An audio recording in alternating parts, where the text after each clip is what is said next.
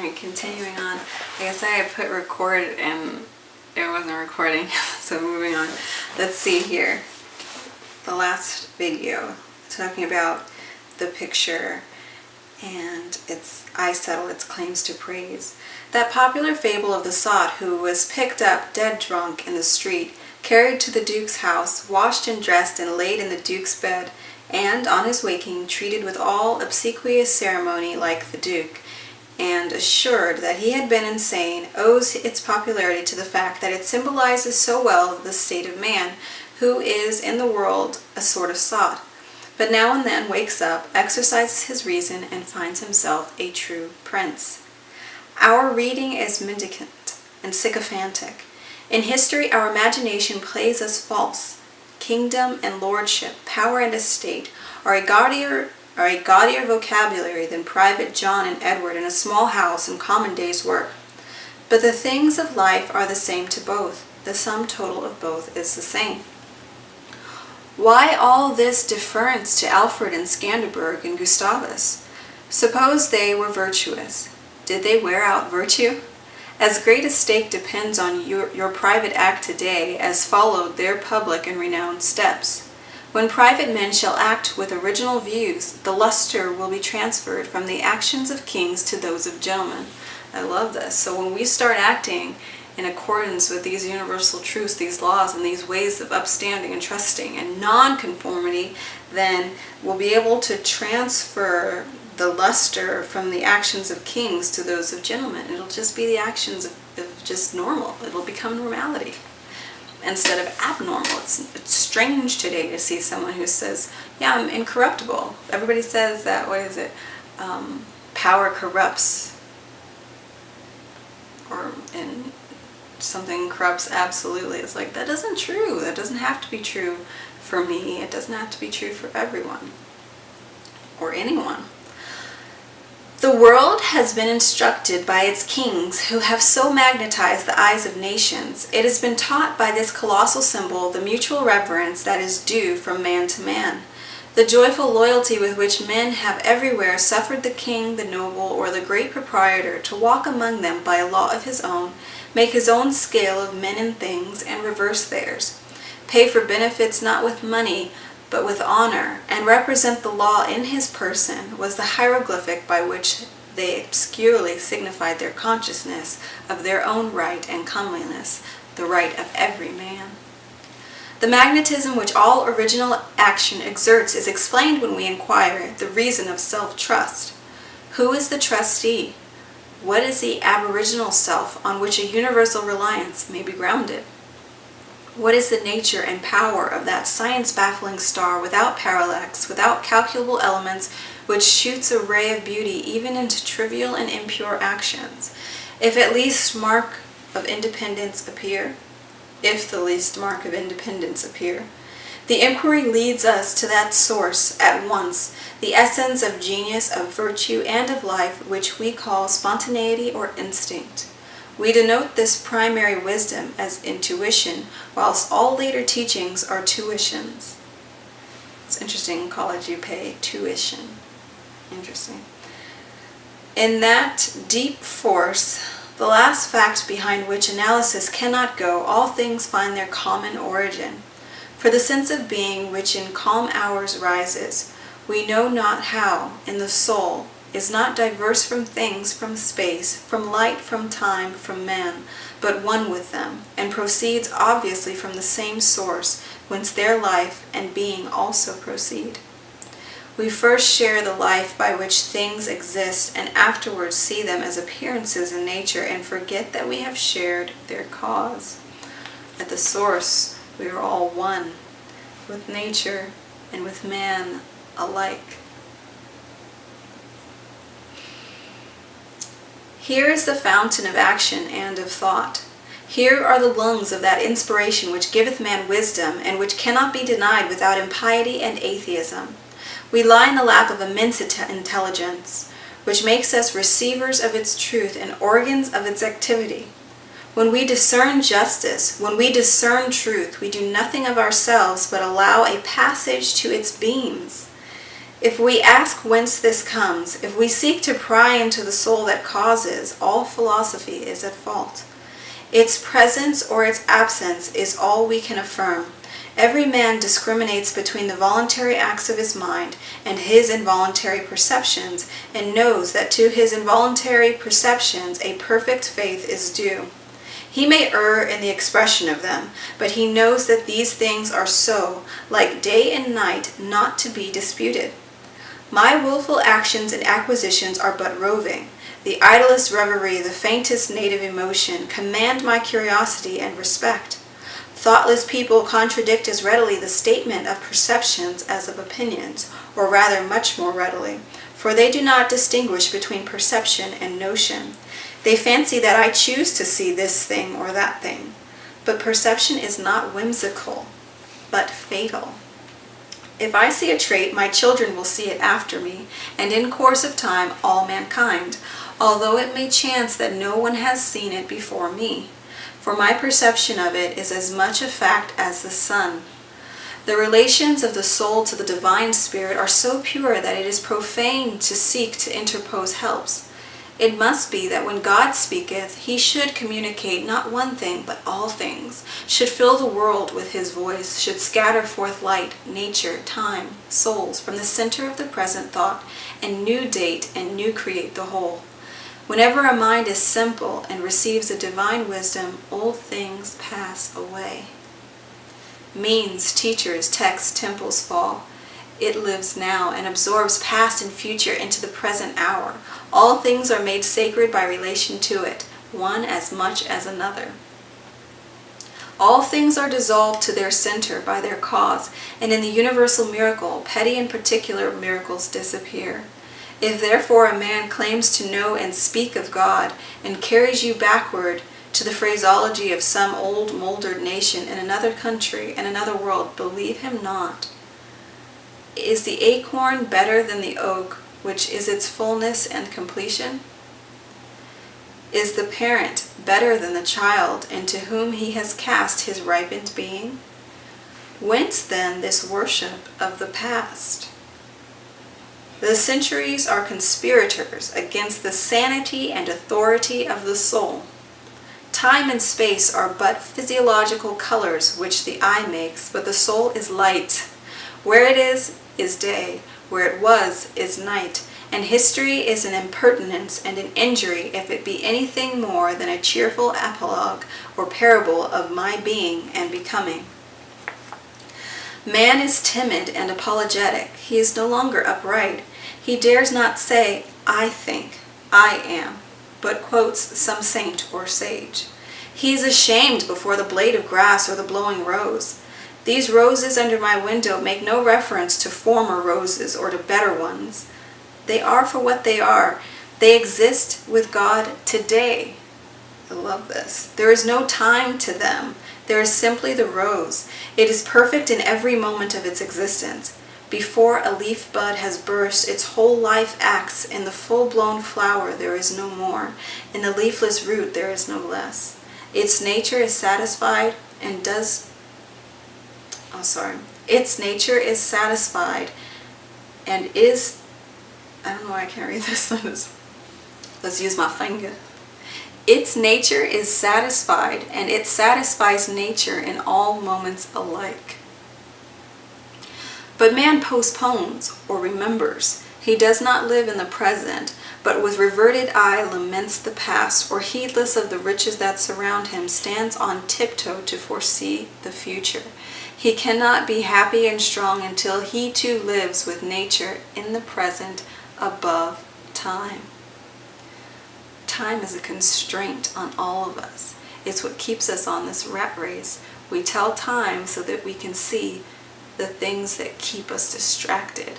That's what I feel like. So we tell time to see when we have to get up to go to work, and we tell time to watch how many hours we have left to complete each task that we have during the day, and we tell time when we get to finally be released to go do what we want to do, which is go home and see our families, or go home and work on something that we are passionate about.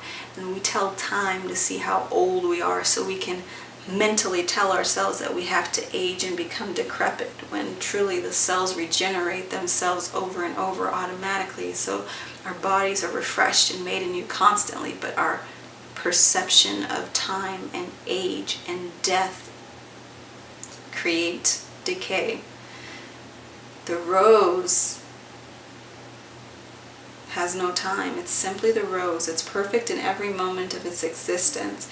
And Emerson says that man cannot be happy and strong until he too lives with nature in the present above time. This should be plain enough. Yet see what strong intellects dare not yet hear God himself unless he speak the phraseology of I know not what David or Jeremiah or Paul. We shall not always get so great a price on a few texts. Sorry, changed a big words. I said get, but it's set. We shall not always set so great a price on a few texts, on a few lives. We are like children who repeat by rote the sentences of grandames and tutors, and as they grow older, of the men of talents and character they chance to see, painfully recollecting the exact words they spoke. Afterwards, when they come into the point of view which those had who uttered these sayings, they understand them and are willing to let the words go. For at any time they can use the words as good when occasion comes. If we live truly, we shall see truly. It is as easy for the strong man to be strong as it is for the weak to be weak. When we have new perception, we shall gladly disburden the memory of its hoarded treasures as old rubbish. When a man lives with God, his voice shall be as sweet as the murmur of the brook and the rustle of the corn. And now, at last, the highest truth on this subject remains unsaid, probably cannot be said, for all that we say is the far-off remembering of the intuition. That thought by what I can now nearest approach to say it is this: when good is near you, when you have life in yourself, it is not by any known or accustomed way. You shall not discern the footprints of any other. You shall not see the face of man. You shall not hear any name. The way, the thought, the good shall be wholly strange and new. It shall exclude example and experience. You take the way from man, not to man. You take the way from man, not to man. All persons that ever existed are its forgotten ministers. Fear and hope are alike beneath it. There is somewhat low even in hope. In the hour of vision there is nothing that can be called gratitude, nor properly joy. The soul raised over passion beholds identity and eternal causation, perceives the self-existence of truth and right, and calms itself with knowing that all things go well. Vast spaces of nature, the Atlantic Ocean, the South Sea, long intervals of time, years, centuries, are of no account. This which I think and long I went back to the last line. This which I think and feel underlay every former state of life and circumstances as it does underlie my present, and what is called life and what is called death. That's an important paragraph. That's awesome. I have to read that one a few times slowly. Well, let's continue. Life only avails, not the having lived.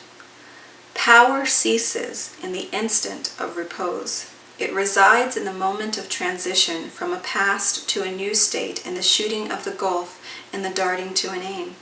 This one fact the world hates, that the soul becomes, for that forever degrades the past, turns all riches to poverty and all reputation to shame, confounds the saint with the rogue, shoves Jesus and Judas equally aside.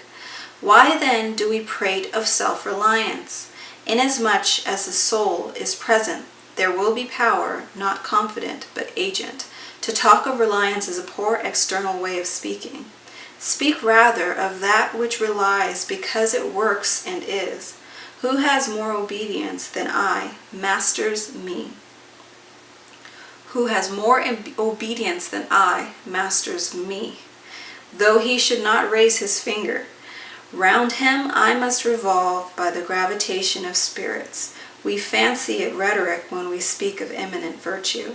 We do not yet see that virtue is height, and that a man or a company of men, plastic and permeable to principles, by the law of nature, must overpower and ride all cities, all nations, kings, rich men, poets who are not. We all have this ability within us, each and every one of us. This is the ultimate fact which we so quickly reach on this, as on every topic, the resolution of all into the ever-blessed One. Self-existence is the attribute of the Supreme Cause, and it constitutes the measure of good by the degree in which it enters into all lower forms.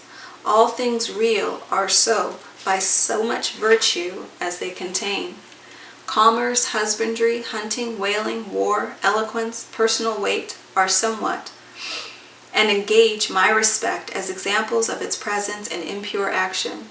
I see the same law working in nature for conservation and growth. Power is, in nature, the essential measure of right. Nature suffers nothing to remain in her kingdoms which cannot help itself. The genesis and maturation of a planet, its poise and orbit, the bended tree recovering itself from the strong wind, the vital resources of every animal and vegetable, are demonstrations of the self-sufficing and therefore self-relying soul. Thus all concentrates. Let us not rove, let us sit at home with the cause. Let us stun and astonish the intruding rabble of men and books and institutions by a simple declaration of the divine fact. Bid the invaders take the shoes from off their feet, for God is here within. Let our simplicity judge them, and our docility to our own law demonstrate the poverty of nature and fortune beside our native riches. But now we are a mob. Man does not stand in awe of man, nor is his genius admonished to stay at home, to put itself in communication with the internal ocean, but it goes abroad to beg a cup of water of the urns of other men. We must go alone. I like the silent church before the service begins better than any preaching. How far off, how cool, how chaste the persons look, begirt each one with a precinct or sanctuary. So let us always sit. Why should we assume the faults of our friend, our wife, or father, or child, because they sit around our hearth, or are said to have the same blood? All men have my blood, and I have all men's. Not for that will I adopt their petulance or folly, even to the extent of being ashamed of it. But your isolation must not be mechanical, but spiritual. That is, must be elevation. At times the whole world seems to be in conspiracy to importune you with emphatic trifles. Friend, client, child, sickness, fear, want, charity, all knock at once at thy closet door and say, "Come out unto us." But keep thy state, Emerson says. Come not into their confusion. Even if they be father, wife, or child, client, sickness, fear, want, charity. Emerson says, keep thy state. Come not into their confusion. Trust thyself. The power men possess to annoy me, I give them by a weak curiosity. No man can come near me but through my act. What we love, that we have, but by desire we bereave ourselves of the love. If we cannot at once rise to the sanctities of obedience and faith, let us at least resist our temptations. Let us enter into the state of war, and wake Thor and Woden, courage and constancy in our Saxon breasts. This is to be done in our smooth times by speaking the truth. Check this lying hospitality and lying affection. Live no longer to the expectation of these deceived and deceiving people with whom we converse. It's about to get intense. Say to them, Emerson says, say to these people, O father, O mother, O wife, O brother, O friend, I have lived with you after appearances hitherto, but henceforward I am the truth. Be it known unto you that henceforward I obey no law less than the eternal law. I will have no covenants but proximities. I shall endeavor to nourish my parents.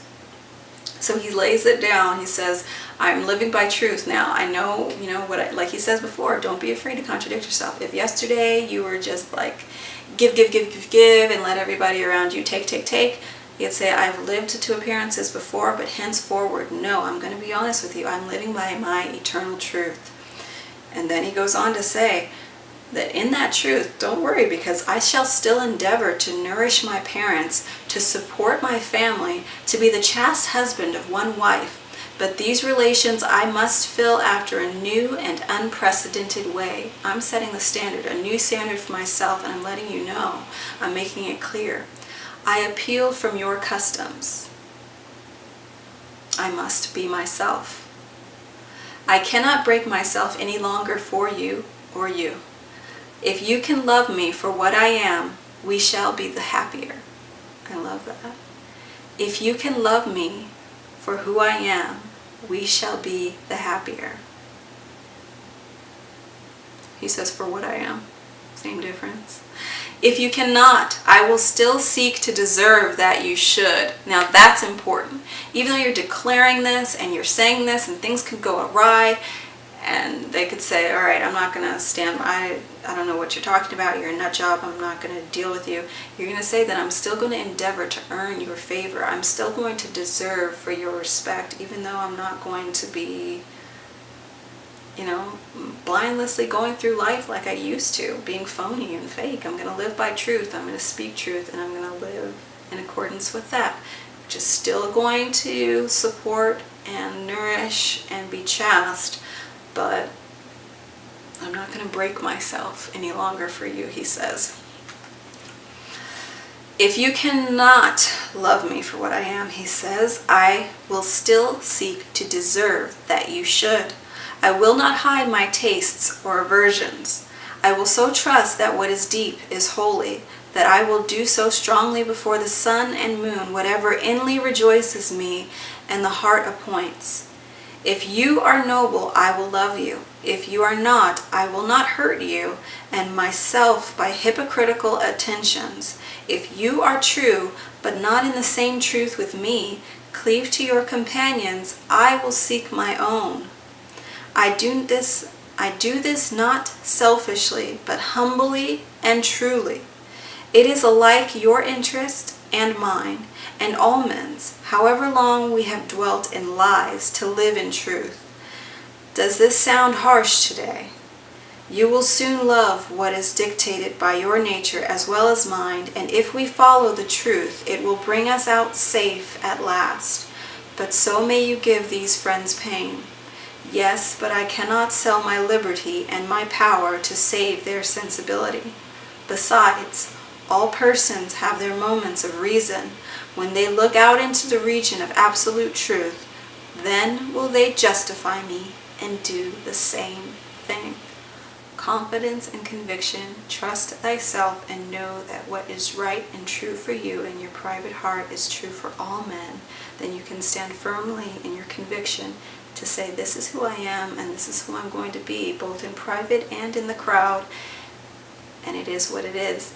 Eventually, initially people may drift away from you. You're going to lose contact with some people, but if you're doing it, that 100th monkey, eventually you will return back to those people that you broke ties with, because they will be in an elevated state. They will be moving towards the same truth, or people will come back in contact with you and they'll be able to be honest with themselves and live by truth as well. Because when we're not, we know we're not. We're living a lie, right? So people can't live a lie with someone living the truth right in front of them. They feel awkward. It makes them feel insecure. So they're going to want to make you feel like you're doing the wrong thing, or make you feel like you are the weird one for being what?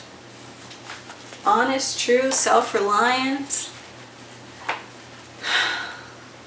godlike.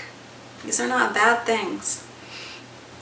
And Emerson says that eventually all persons have their moments of reason, and when they look out into the region of absolute truth, then they will justify you and do the same thing as you when you declared to live by eternal law and that alone. Self-reliance. I think that I will read one more paragraph. The populace think that your rejection of popular standards is a rejection of all standard and mere antinomianism, and the bold sensualist will use the name of philosophy to gild his crimes, but the law of consciousness abides. There are two confessionals in one or the other of which we must be shriven. You may fulfill your round of duties by clearing yourself in the direct or in the reflex way. Consider whether you have satisfied your relations to father, mother, cousin, neighbor, town, cat, and dog, whether any of these can upbraid you. But I may claim and perfect. I think I read that wrong. But I may also neglect this reflex standard and absolve me to myself. I have my own stern claims in perfect circle. It denies the name of duty to many offices that are called duties. But if I can discharge its debts, it enables me to dispense with the popular code. If anyone imagines this law to be lax, let him keep its commandment one day.